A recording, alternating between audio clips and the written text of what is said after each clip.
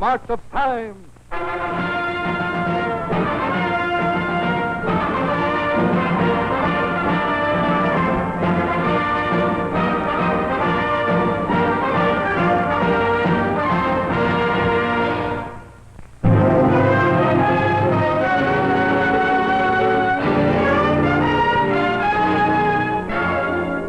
In no country in the world does the average citizen have a greater money investment in his home than in the United States of America. In the number and variety of devices which make for pleasant and comfortable living, the American home surpasses all others. Every year, resourceful industrialists and gadgeteers bestow upon the housewife more appliances calculated to make her work easy and provide leisure for her and her family. But in spending this leisure, many American families like nothing better than to get away as promptly as possible from home and all its comforts. Number one means of escape from the hearthside is the automobile.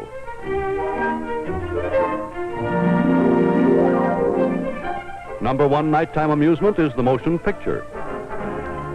More than 50 million U.S. citizens, regular moviegoers, pay into the nation's box office nearly $2 billion a year.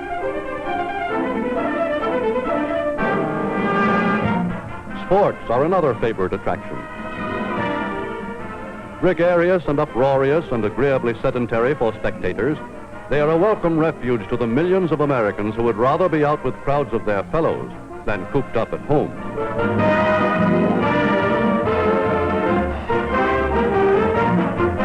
More and more, sports in which amateurs can exhibit their prowess have become a social activity for the whole family.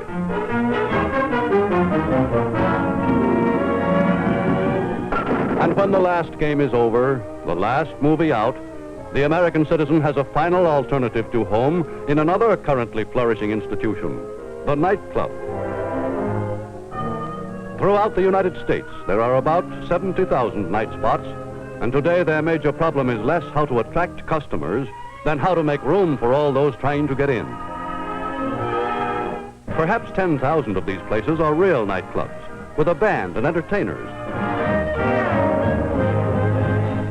Attendance at nightclubs across the land tallied up to some 200 million admissions last year, a take of well over $600 million. Over 100 million more went to the government in taxes.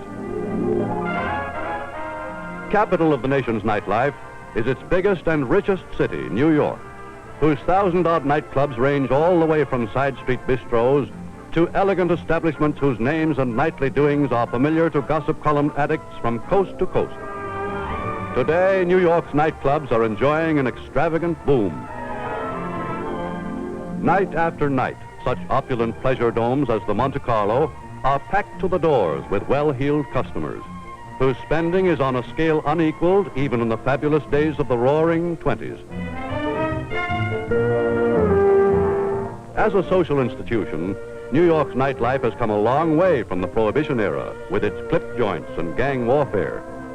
But though it is today a substantial and decorous branch of show business, it still remains a highly speculative industry.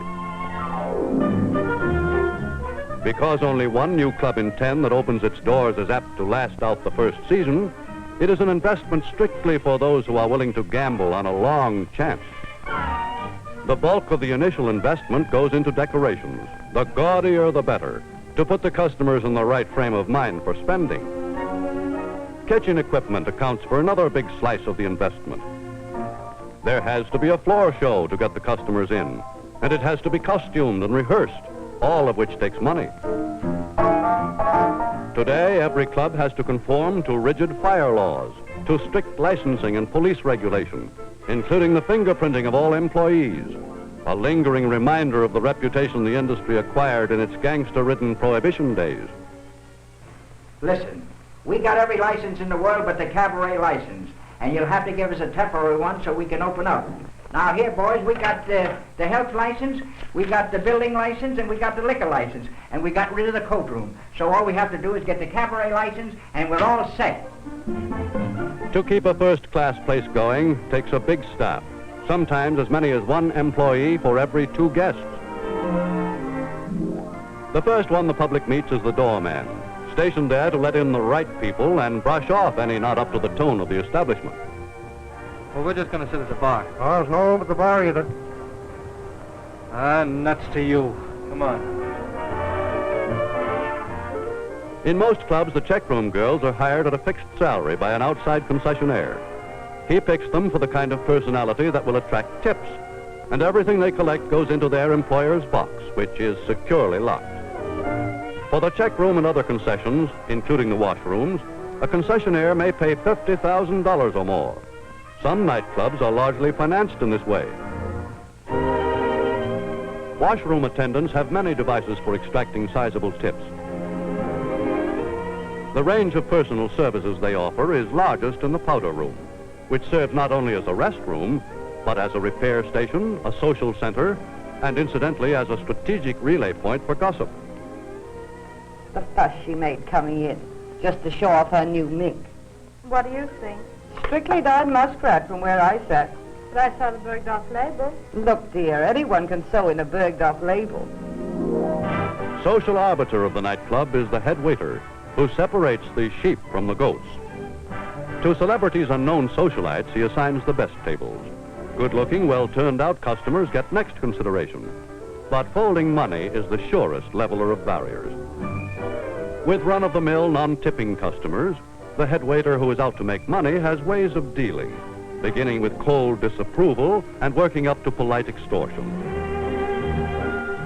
For every nightclub has its Siberia, the outer fringe of tables jammed into odd corners, remote from the floor show, where traffic is heaviest, noise is the loudest, and the barflies apt to be most obnoxious. At these tables, thrifty customers, or those unaware of the time-honored ways of New York nightlife, quickly learn the importance of taking care of the head waiter. See if you can find us a decent table somewhere. Thank you, sir. I shall do my best. By such pressure, a really hard-boiled head waiter can squeeze out up to $1,000 a week in tips when business is booming. The ordinary waiter cannot hope to rival these earnings, but his tips average 20%, and since prices are not low, he can count on anywhere from $100 to $150 a week. The waiter who knows how to put on a good show can increase his tips and at the same time help the club by distracting attention from the quality of the food. For in many nightclubs, food is apt to be indifferent at best. But there are some New York night spots which take great pride in their cuisine. Among them is the 21 Club, nationally famous since its speakeasy days when it was known as Jack and Charlie's. A restaurant rather than a nightclub, 21 is best known as an after-dark resort for Manhattan and Hollywood notables. Almost as well known today as their more distinguished customers are 21's hosts, the ubiquitous Burns and Crindler brothers. Any night in the week, they are more than likely to be entertaining a dozen or so front-page personalities in their dining room. People like Elliot Roosevelt and his wife, the former Faye Emerson of the movies, and Hollywood's spectacular Orson Welles. 21 has no floor show and no orchestra to attract its clientele as nightclubs do. Heart of 21 is its kitchen, through which nightlife tourists are occasionally conducted with pride by host Mac Crindler. A restaurant and nightclub kitchens are very much the same in organization, no matter what difference in the quality of the food they put out. As far as equipment goes, our kitchen is one of the best in town.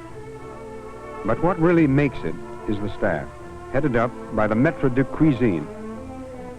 He is responsible for the planning and for the quality of the food prepared by the men under him. In our place, there are about 20 of them, chefs, cooks, and assistants, some for roasts, others for salads, and so on. Chefs work under terrific pressure, but we know it's good for our cooks to be kept on their toes by the gourmets of our clientele, even though, as artists, they may occasionally react with a little temperament. Toast Bernadotte on the fish. Bernadotte? All right. It's for Mr. Curtis. He says don't get the sauce too brown and plenty of hazelnuts. Maybe you'd like to come in here and make it himself, huh?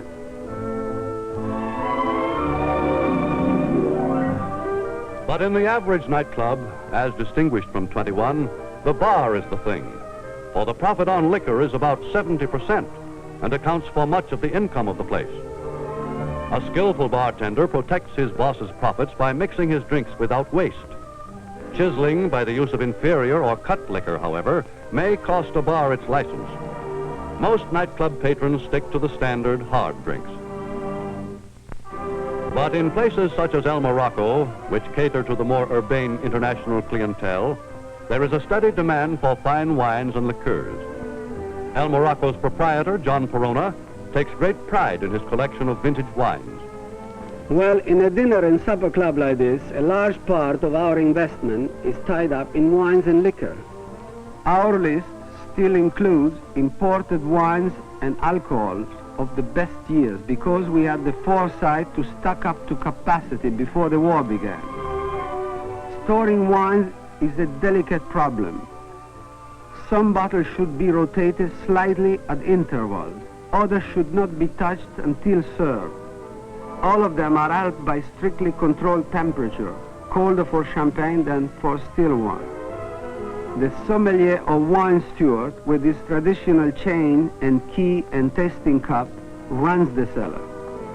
Years of experience have made him a connoisseur, and nothing is added to our collection until he has tasted and approved it. But more than food or drink, the show is what makes or breaks a nightclub. In the most famed of all the clubs, the STORK, the customers themselves are the entertainment. The STORK is jammed nightly with people to whom a glimpse of Jinx Falkenberg and Cliff Edwards means more than any floor show. Nightlife at the STORK Club gets reported in detail by many nationally syndicated columnists like Leonard Lyons. Long-established places with big reputations, such as this, don't need a floor show. People come to see and be seen. To Sherman Billingsley, the proprietor, a house full of celebrities like Morse Hart and Otto Preminger, Paul Douglas, Earl Wilson, Bert Flower, and Charlie Butterworth is worth more than any performers he could hire. At the STORK Club, the Cub Room is set aside for celebrities and favorite clients. But most clubs on my nightly beat depend on their show to bring in the customers. And there are as many kinds as there are tastes.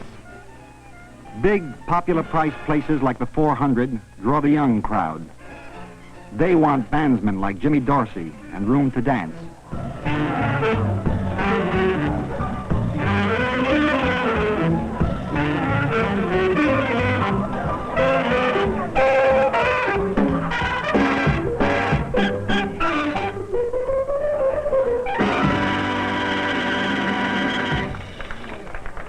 Show places round Times Square, the Zanzibar, for instance, draw the people to whom an evening on Broadway is a gala event. For about what they paid for their pair of theater tickets, these big places give them supper and a full review with drawing cards like the ink spots. Pray to get to heaven, 'cause I know that if I got to heaven, I'd find you.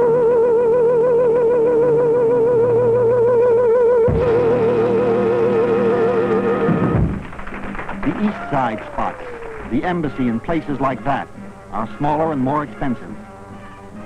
They draw a sophisticated audience which goes heavily for dancers like Greb and Lober.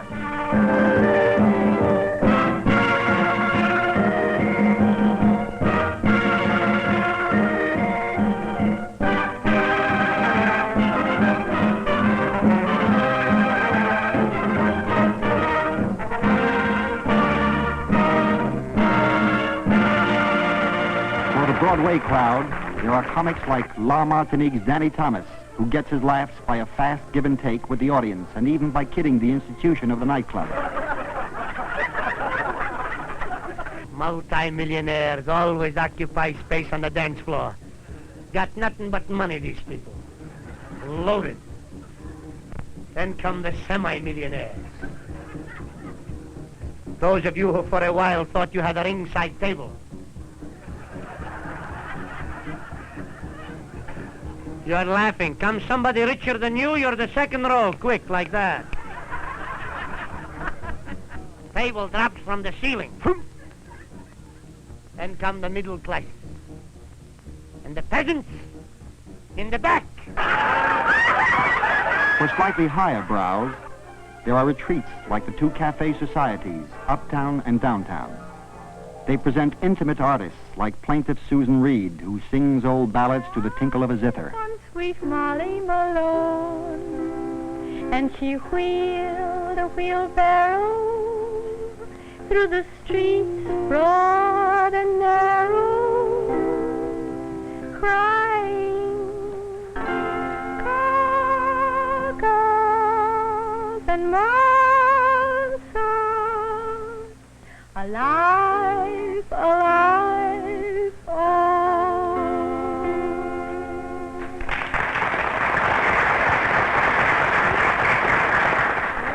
To ensure against the shortage of name performers, Cafe Society's proprietor, Barney Josephson, digs up promising new talent in out-of-the-way places here and abroad and patiently builds his discoveries into prominence. Now, in this country, we like our songs underplayed. You give them too much. In developing his newest find, a Paris nightclub star, Moon de Revel, Barney only had to teach her a few added graces and adapt her Parisian manner to the American taste.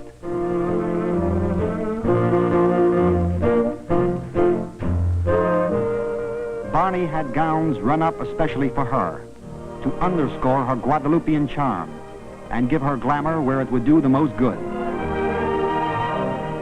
When Barney has an artist ready, he gives the last touches to her show at the dress rehearsal. Now the impresario has done what he could for his protege. From here on out, it's up to the performer and the public. Your walk is just the way I want it. You're going to be a wow. What is it? Oh, wow. You'll find out. Okay, fellas. Simmers, spot Tony.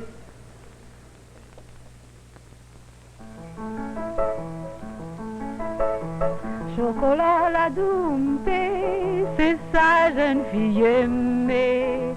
Quand vanille parfumée, ranime mes cœurs, yo, yo, yo. Nini, mi vanille, la Guadeloupe café vanille. Nini, mi vanille, tout droit du vanille, qu'a poussé.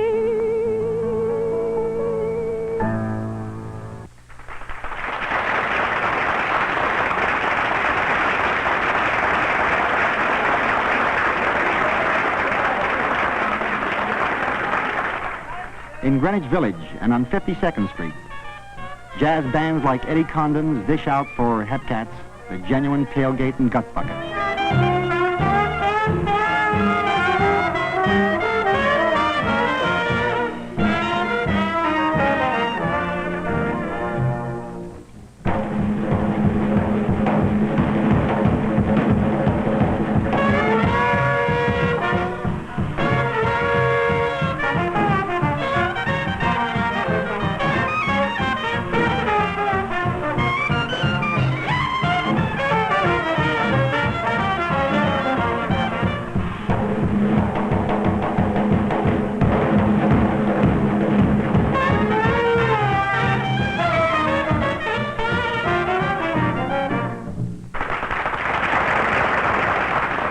On the fringes of New York nightlife, there are always a few freak places which get discovered somehow and do a big business while they last.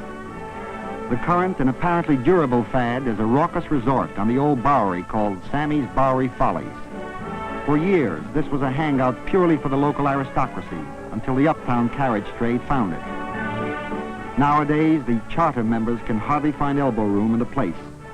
So eager and many are the tourists.